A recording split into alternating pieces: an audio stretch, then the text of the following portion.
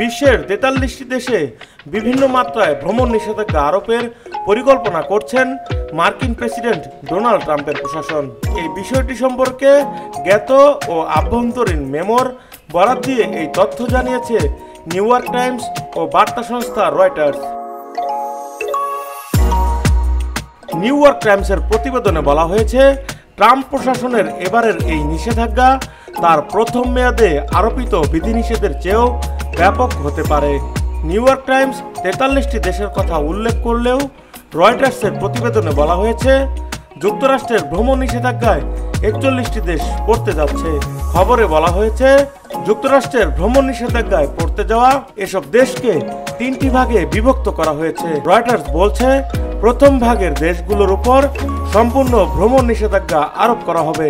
এই তালিকায় রয়েছে 10টি দেশ। এসব দেশের মধ্যে রয়েছে আফগানিস্তান, ইরান, সিরিয়া, কিউবা ও উত্তর কোরিয়া।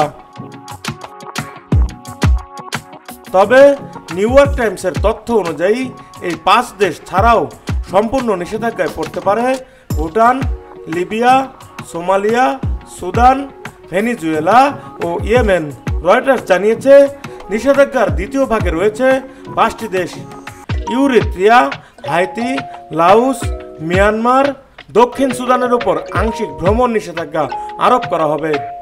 এতে করে এসব দেশের পর্যটক ও শিক্ষার্থীদের ওপর প্রভাব পড়বে। নিউ ইয়র্ক টাইমস বলছে, এই ভাগে আরও থাকছে Belarus, Pakistan, Russia, Sierra Leone ও তুর্কমেনিস্তান।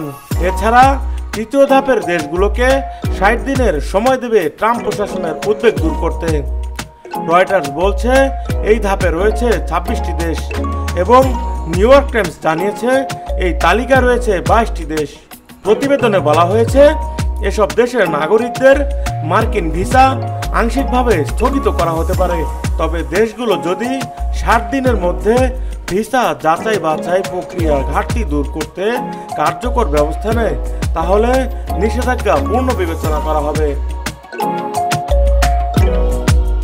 ডেস্ক রিপোর্ট, ভোরের পাতা।